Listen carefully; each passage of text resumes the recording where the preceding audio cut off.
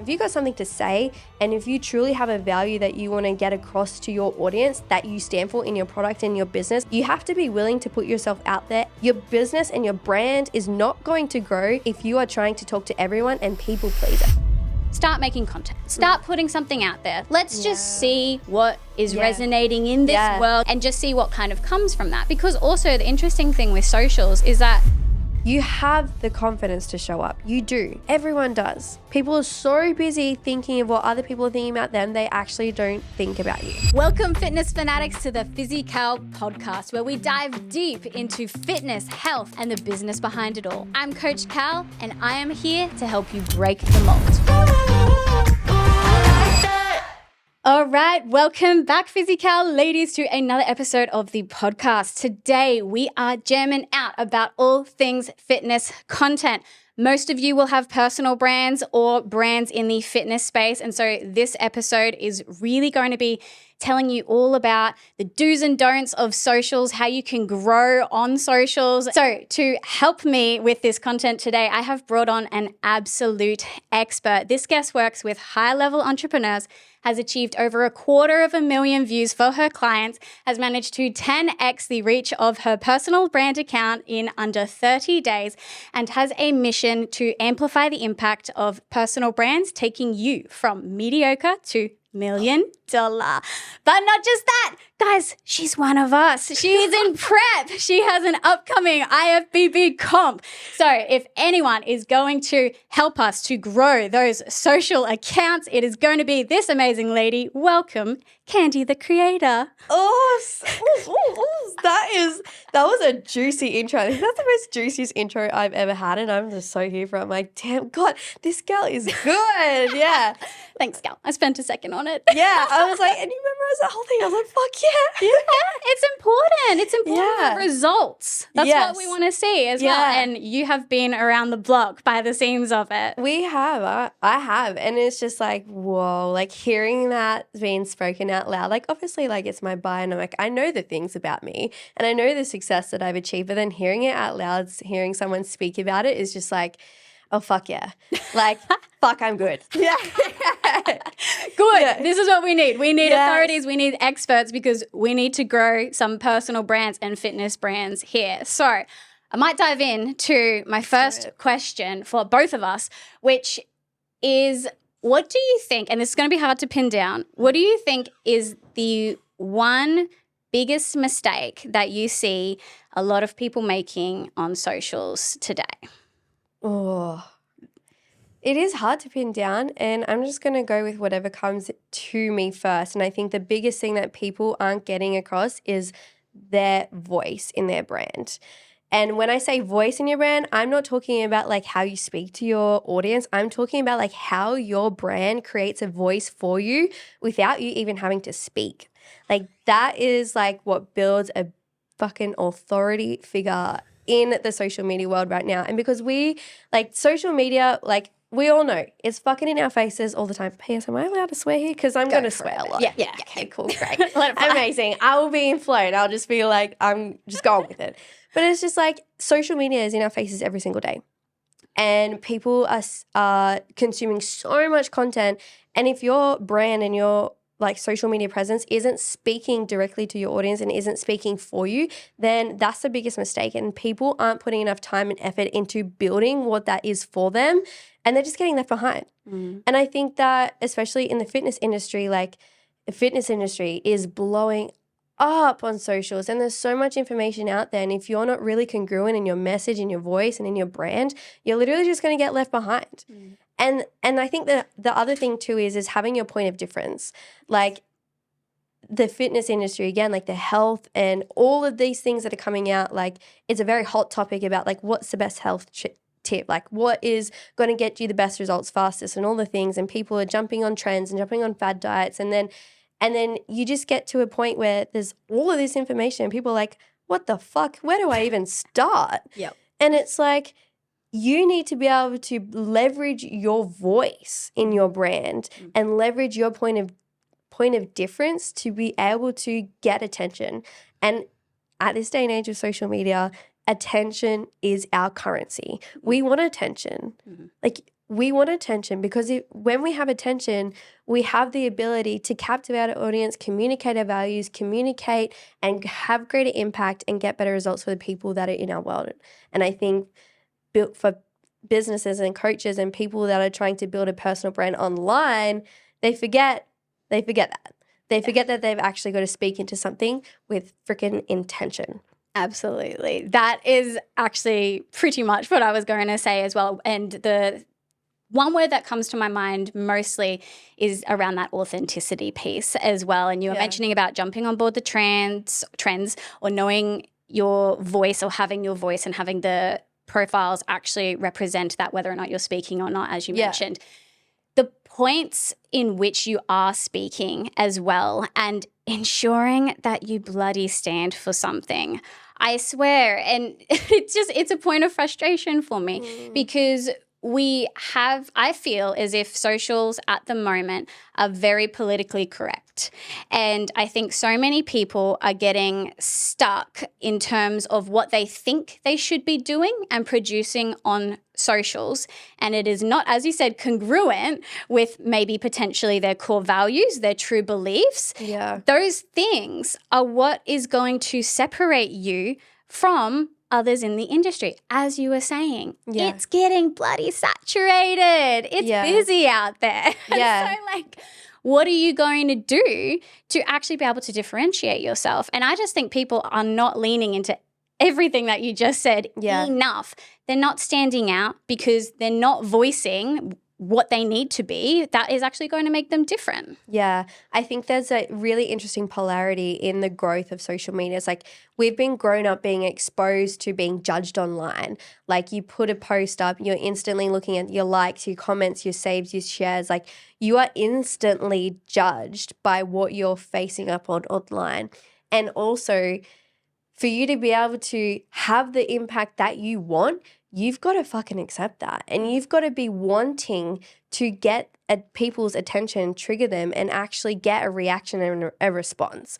That's what's going to help you grow and build your brand. And I think it's just like this really interesting polarities where people get stuck of they know they need to put themselves out there and they're doing that, but in a way that they're like, oh, this is like comfortable and I'm talking about my values. I'm talking about like my business and I'm talking about my service and my product.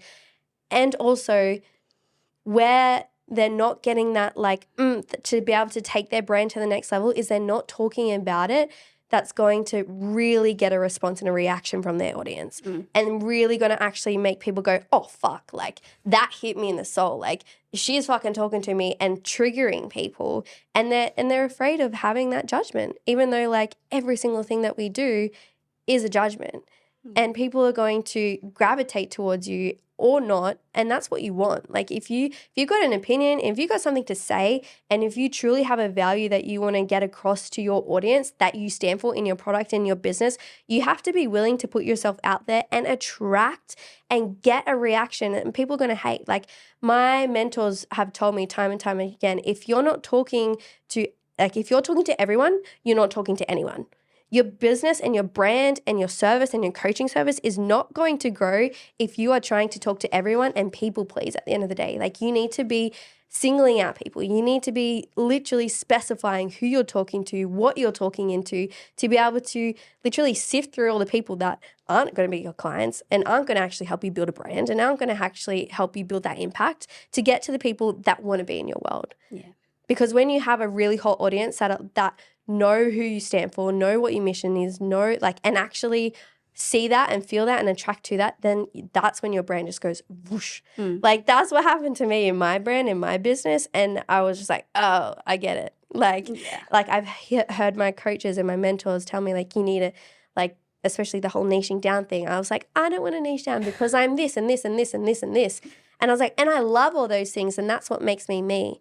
And also the minute that I decided to niche down and really step into personal branding and content creation was the minute my business just went fucking bang. And I was like, I was like, I get it. You guys aren't talking about nothing. Like that actually makes sense. Yeah, absolutely. I love that so much. And it was a lesson I had to learn as well, the difficult way. So having an activewear brand, there is a huge push to have inclusive sizes. To be honest, it's not something I believe in. And I don't because I don't, and I've said this before on the podcast, but I hate the fact that we are glorifying people who are obese and putting their health at risk. Not for me, not something that my brand wants to put out there in the world. And, you know, people can take that. There's just such a push for you to have to be inclusive. But also in terms of the actual business side of things, offering additional sizes costs money, okay?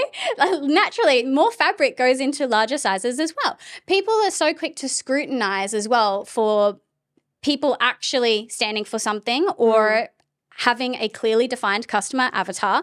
And I also think one of these things is that the haters yell so loud, right? Yeah. They are so freaking loud. We're talking 1 or 2, 3 comments max. Yeah. And that will outweigh 30 positive comments that might be coming your way. And I think that's just something in relation to what you were saying about be polarizing, you know, create that content that might get you some negative traction, but it's going to lead you to your tribe and your people. That's so important. And so don't let those few comments that are going to be negative impact what it is that you're doing. And yeah, that was just something that I wanted to put out there because I had to learn all of this the hard way as well. Yeah, and I love that you're just like, no, I stand for this.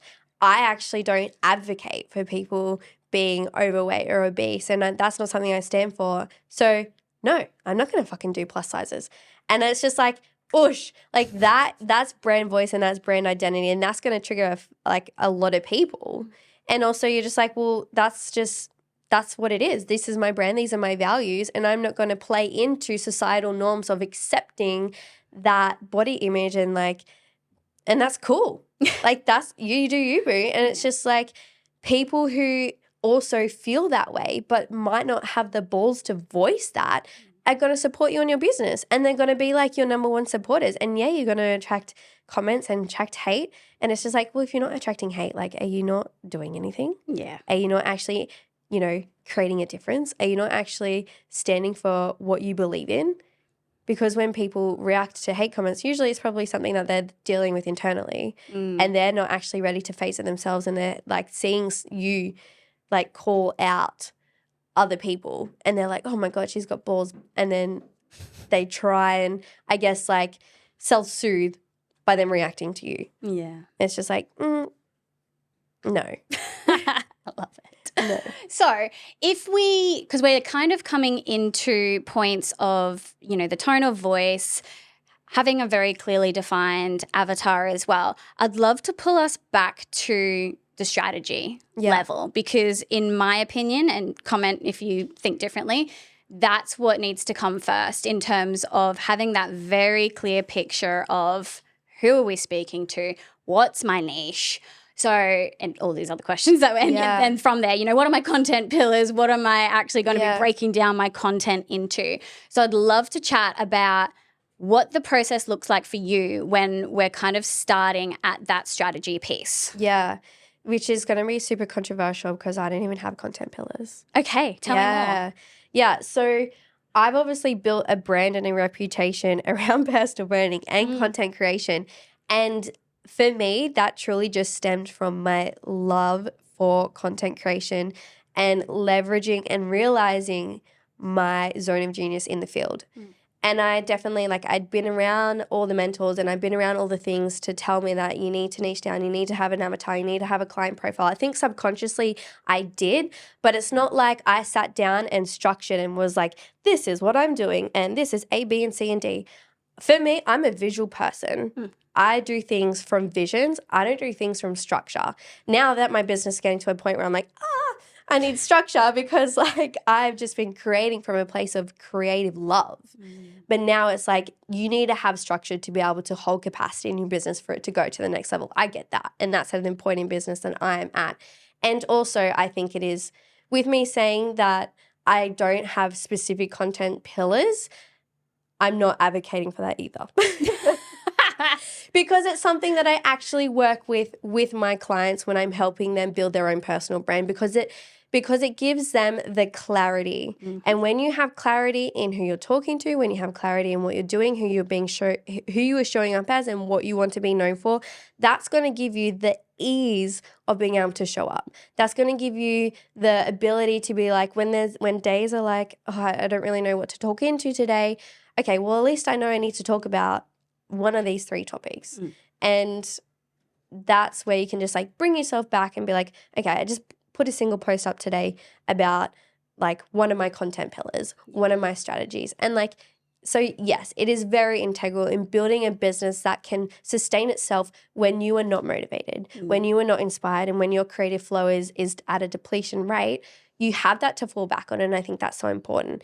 So with that being said, it's interesting the fact that I'm like, oh, I don't have a full structure myself because my creative flow is my structure and I know what I talk into subconsciously, and for the purpose of helping people get clear on what they're doing so they can show up in their personal brand. Yes, I think it's important. Yes, I think it's necessary for you to build a structural business that has the capacity for you to show up and build a brand to know exactly what you stand for. I think neither way, now that we're having this conversation as well, and I reflect on what I've done personally and also with the business that I work for, Vibes Creative, there is that kind of conflicting, opposing sides to this, because when I am personally testing things for new business endeavors that I'm going to do, I might not necessarily start out with content pillars in that sense, but we always will for clients to have that clarity. So it's interesting you mentioned that. Yeah. And I think also though, the approach where I will just kind of feel it out is one that I also do value, because essentially you're just in your data gathering phase as well. If we're testing a very new concept, one of the best ways I believe for business is to determine whether or not something has legs is to start making content. Start putting something out there. Let's just see what is resonating in this world. Let's dip the toes in and just see what kind of comes from that. Because also the interesting thing with socials is that they will tell you. They will tell you which direction is kind of resonating. You know, which of these posts are getting more views? This one maybe got a little bit more engagement. This one sucked balls, you know? And so that approach is also really good. So I think one message I would say to the audience is, if you're getting stuck at that starting point where you are purposely getting in your own way, not making content because you're worried about not having brand, not having content pillars, not having those ideas down pat, just start. Just fucking start. That's what I mean in what I said. I built my business from a place of just starting and creating the content. And then from when you have the content, you can actually, like you said, you can use that as data analysis and you can actually see what you're kind of creating as your personal brand and as your identity. And then that creates an opportunity that allows space for you to go, oh, this is what I'm talking into, because like you will gauge what feels good for you to talk into. You'll gauge what gets a reaction that you're like, oh, yes, like you know when you're on one, when like you put out a message and you get the response and you get the engagement and you get the things and you're like, that's my zone of genius. Like, and this is even like my own experience and my own story. I've come from a background in nursing. I've come from a background in bodybuilding. I've come from a background in coaching. And I knew all the things, and I knew all the things about showing up and building a brand and having an avatar, and I was doing it and I felt like it was Groundhog Day every single day. And I was like, I was like, but I'm doing all the things. I've got all the strategy, the avatar, and I'm showing up and I'm talking about my niche, but I'm just not getting the traction. I'm not getting like the movement that I want to. And then as I pivoted into content creation, that was my essence. That was my deeper mission. That was something that I was so divinely gifted in creating and putting out to the world, and started stepping into that. That's when things just went like boom and it flowed. But I had to create the content and continue to show up in just like creating content to be able to uncover that and to then be able to build the structure that I have now. Yeah. But it's just like you said, it's like if you're feeling stuck, if you're feeling like you're not getting anywhere and you're not getting the engagement and you're not getting the traction that you really truly desire and you know that is capable because you've seen other people do it, it's just creating the content.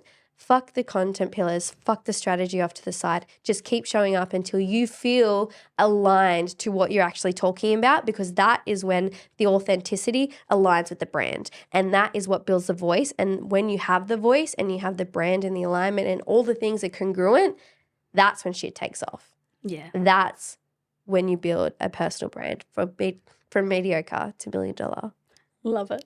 I love it. And that resonates with me so much as well, because I went through that exact same process of, especially even just in this podcast, feeling, because I haven't bodybuilded in literally 6 to 7 years. It's been ages. I've been out of the scene. When I came into starting activewear, I wanted to find a niche, and I was like, well, I do still love everything about gym and bodybuilding, right? Yeah. So we'll niche down there. We know that these are people, my brand was for people who wanted to be seen. I'm like, well, who wants to be seen more than bloody fitness competitors? Like, literally. Hello. We literally get put on a stage and judged on our body. Yeah, exactly. And so from that, I created the podcast as a marketing asset for the brand, but feeling as if I needed to speak to bodybuilders and kind of go toe-to-toe with them. Not that it's meant to be a competitive thing, but try to keep up with them in conversations. But the reality of that is that's not where I'm at right now. Yeah. The thing that I am good at,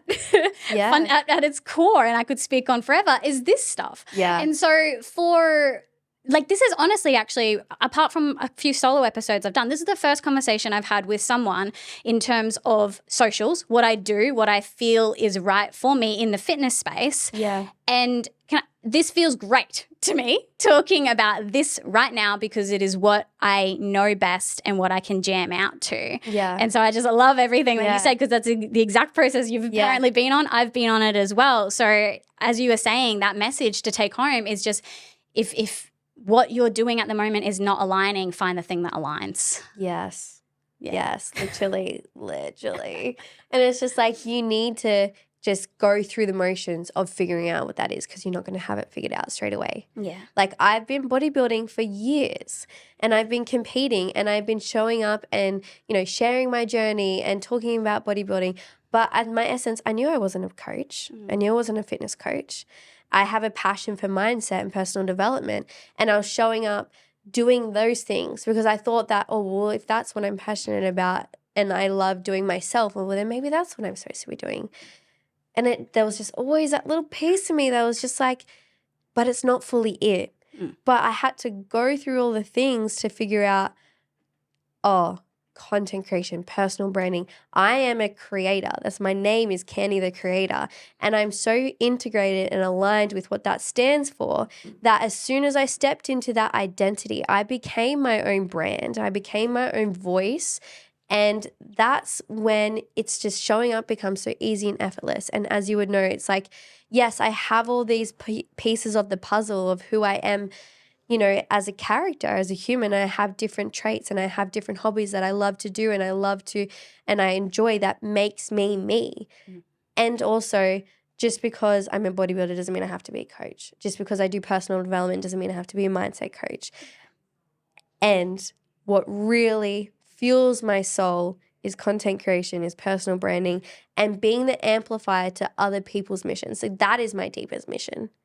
Is the content creation is really good because I'm a creative mind. So I get fulfillment out of making reels and videos and all the things. Yeah. But the deeper mission is being able to play a role in someone else's mission so they can have greater impact. Yeah. That's where the personal branding piece comes into play. And it's just like, that's the juice, that's the squeeze. And it's just like, yes, I love it. I love it. And once you become aligned to your mission, whatever it is, if it is being a coach, if it is having a activewear brand that doesn't sell plus size, fuck yeah. Yeah. Like you're just like, I stand for people wanting to be seen and creating an opportunity for people to align to that brand. And that's all that you're doing at the end of the day, is just creating opportunities for people to feel welcome and to feel seen in your space in their space. Yes. This is a fantastic lens to look at it through as well. And I think one thing, and I touched on it a little bit before, is that a lot of people in the fitness industry, if they're not trying to be fitness influencers, say they're just, PTs, nutritionists, dietitians, physios, whatever it may be, they may look at content creation and just vomit, like there are people out there and this is not their jam, but it's a necessity for them in terms of building their fitness business. 100%. Yeah, exactly. And so let's chat a little bit about some maybe easy ways of entry into this game. Right. Like into like the content creation game. Yeah. For people that, because I actually do have like quite a lot of clients, and that was kind of like my pivot was like, maybe I can just help other coaches build their personal brand, because I've built a brand for myself. Then I can use what I know to help people build their own brand. And I think like the easiest way to get into it is like I go through a process with my clients of like, okay, well, what like it comes back down to the content pillars and the strategy at the end of the day, full circle. But it's just like, okay, what do you want to be known for? Get that straight. What do you want to be known for? Do you want to be really good at like, do you want to be the booty girl that talks into that? Do you want to be about like if it fits your macros diet? What is the thing that you really love in your journey and that you provide to your clients that you want to be known for? Get really, really good and clear on what that is, and then make content repeatedly of that. Yeah. If you feel like you're regurgitating the same shit, you're doing something right. I totally agree. And that is something that people don't because that's realize. My voice. Yeah. And that's something that I had to accept too, because I constantly was like, oh, like I've just posted about this like a few days ago. It's like, yeah, I'm going to post about it today and the next day and the next day. That is a point of building a personal brand, is people know who you are from what you do. Like you see people like evidence-based trading who blew up in socials in the last few years because like I actually went to the gym that he was a floor PT at like years ago. He was literally a gym PT on the floor at Good Life, and I remember seeing him there. And like now he has this huge brand. He has built this massive, massive personal brand from talking day after day after day about eating in a calorie deficit if you want to lose weight, and also calling people cunts and doing flight kicks. Everyone knows that is the EBT brand because he's done that day after day after day after day after day. So as soon as you're scrolling, you see like cunnies or like, and then you see cunnies eating in a calorie deficit and him doing something stupid because it's entertaining. Yeah. He's created a personal brand through the simplest things and showing up and sharing the same message every single day. Yeah. So it's like, get clear on what you want to be known for, talk into that every single day, and that's what's going to build a brand. Yeah. That's what's going to build your business. Definitely. And I think also a point I would add to that would be find whatever the content type is that is easiest for you to make as well. So something that we've only just started kind of getting into with clients, and also that I'm going to do for my own brand, reactions videos. Reactions videos are bloody huge. But one, you're leveraging what is already viral. Hello. Yes. Makes sense. Use their hook. It's the thing that's gotten that video to the point of where it's at. Yeah. But it allows you to provide some commentary and also to establish yourself as an authority or an expert in relation to that video as well. And it's a very easy way for you to just hop on the back of another piece of content that is, doing particularly well. And that's something that I've personally found has been quite easy to make as well.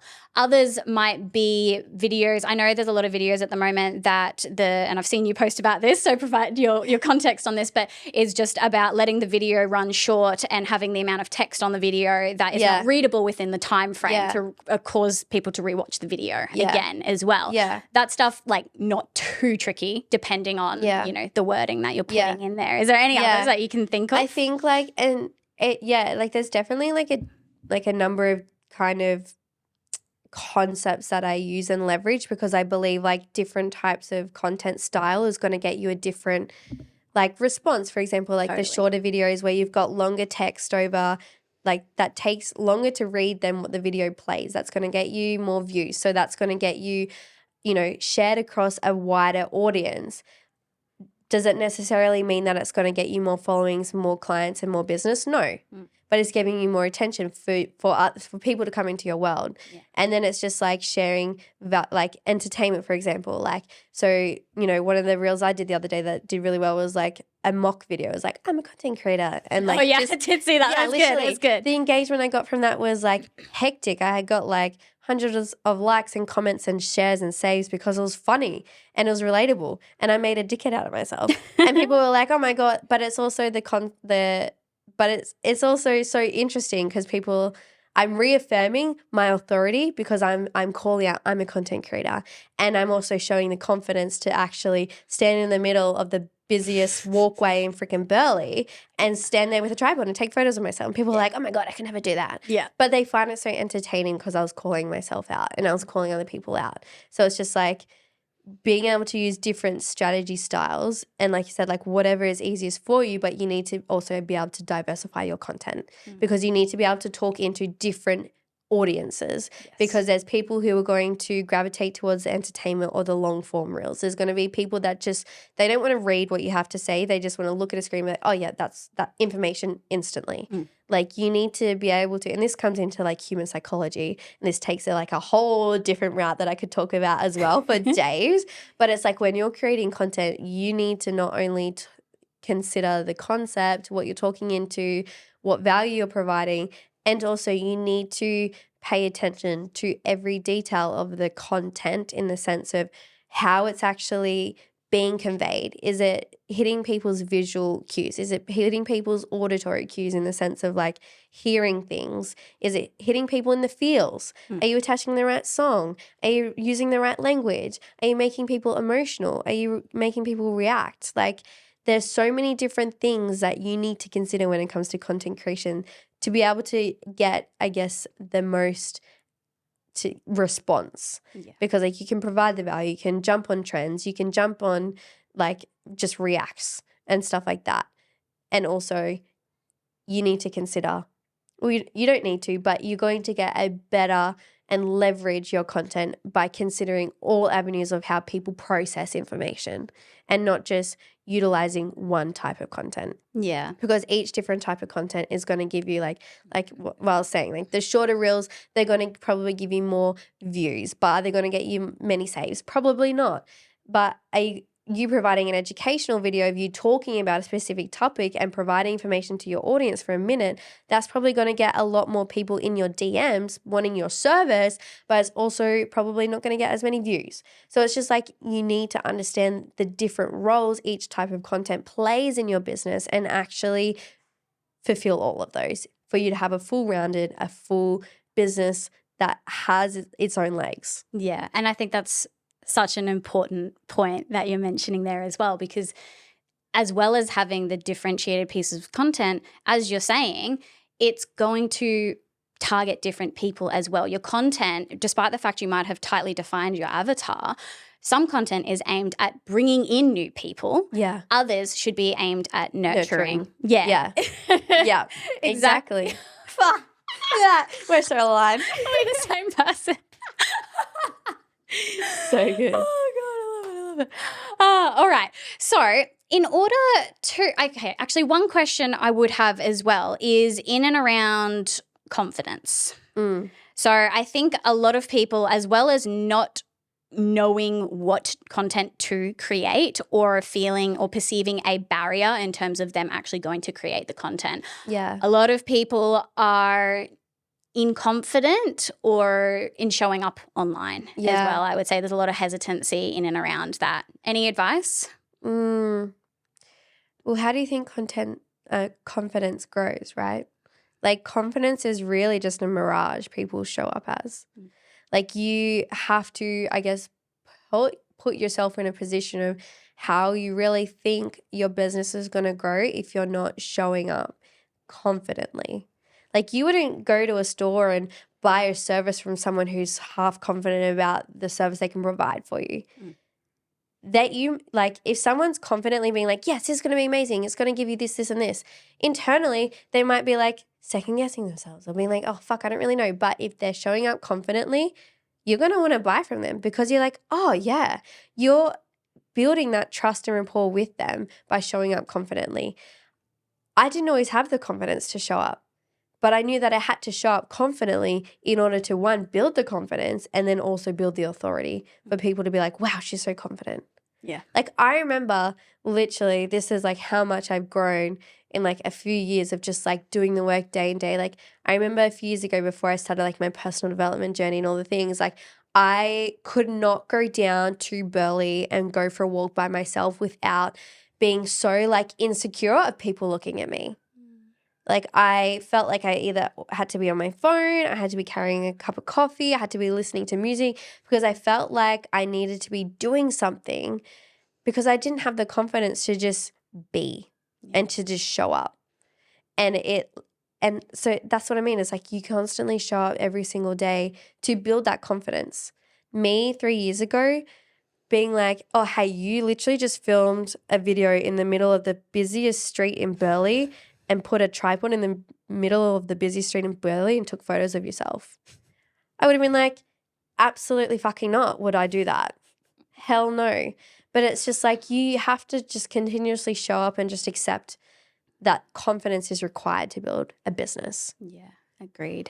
And also I would say no one cares. No one cares. No one actually cares about you as much as you care about you. Yeah. Sad fact of life, but also really empowering fact as well. You know, we were talking about the fact that, you know, certain accounts are going to be replicating the same content over and over and over again. The reality of that is as well is that the people who are your followers are not going to be receiving all of that content. Yeah. Same applies for this situation in terms of confidence.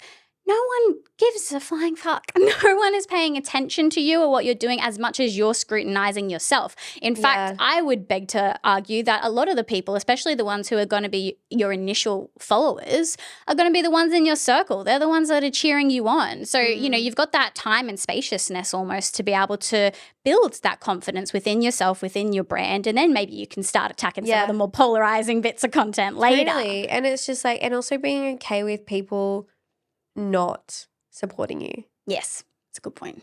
Because it's so interesting when you build a business, sometimes the people you expect to support you don't. Yeah. And then you'll have all of these people come in from your world that you didn't even realize were watching you come in and be your biggest supporters. And you're like, what the fuck? Like it doesn't make sense and it doesn't have to make sense.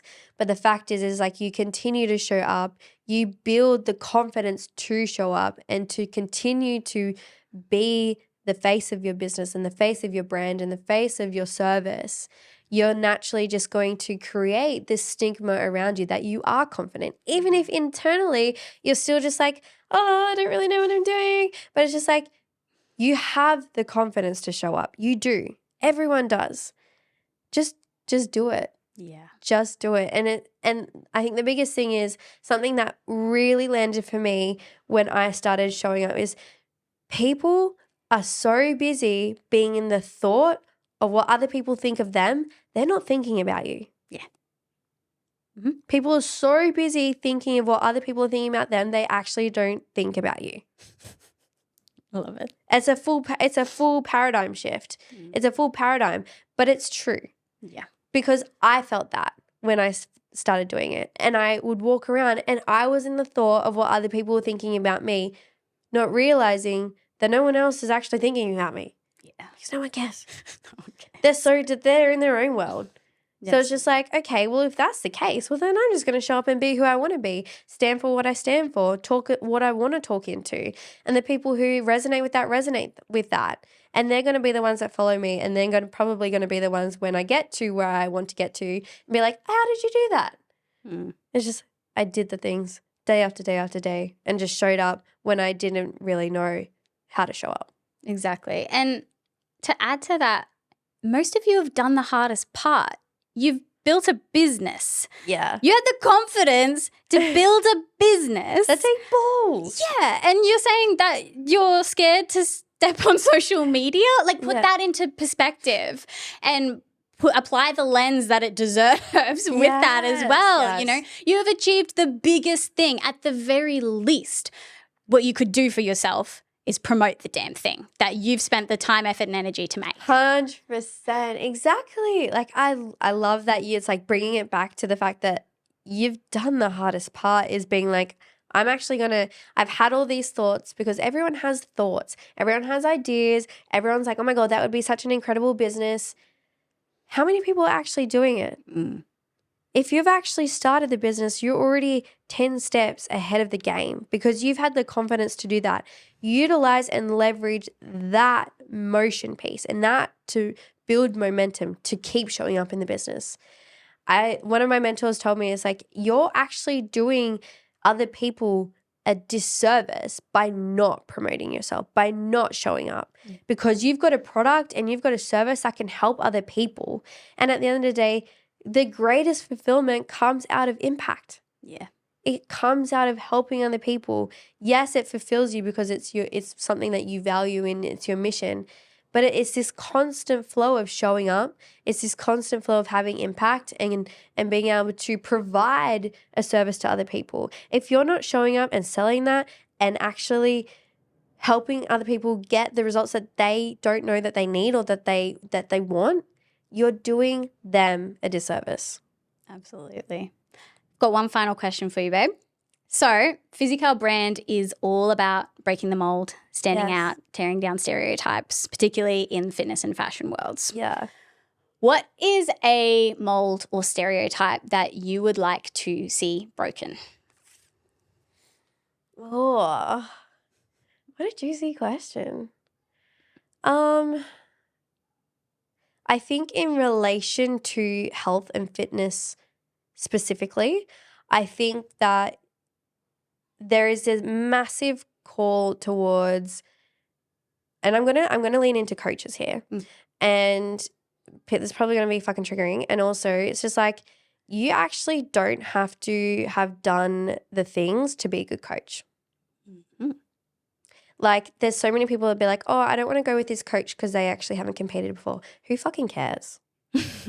If they have done the research and they have worked with people that have gotten the results, they know what they're fucking doing. Yeah. It's just, I see it all the time, and I see people being like, oh, like I just call bullshit on it. I'm just like, there are so many incredible coaches out there that may not have competed but can produce the best athletes on stage, because for them, competing might not be their thing, but coaching is. It's like, if you're looking for a service or a coach or something, it's like, stop limiting your potential by trying to find someone who is on the same level as you. Find someone who is literally producing the results in other people. Go towards that. I think that's brilliant. And it's an interesting perspective that people apply depending on the industry that you're within as well. So within certain areas of life, people will expect that you have done the thing as well. You actually, I don't know, have a podcast if you're a podcast producer, or you have X if you're whatever. But if you think about a context of sport more broadly as well, some of the best, highest level coaches, soccer teams, whatever it may be. They're not the players. No. No, but people will hail them as the greatest of all time. Exactly. Yeah. It's because people have different zones of genius in their element. So it's just like, even like with my personal brand, I was like, I know it could be better. And also, I'm really fucking good at channeling other people's visions and creating a personal brand for them. Yeah. That is my zone of genius. Yeah, I'm really fucking good at creating content too, because I'm a visual and I'm good at all the things. And I also know that it could be better. But I get greater service and impact out of helping people get the clarity they need to build a brand. And that's the difference, is like, look at someone who is creating the results that you want in other people, leverage that and go towards that. Candy the creator, thank you so much for joining us today. This has truly been a really wonderful conversation for me to have. I completely feel at home in this, and you've helped me to kind of bring that out through the podcast. So thank you so much. And if anyone wants to find you, where are you on socials? My number one handle is Instagram. It is candythecreator_. So please follow me.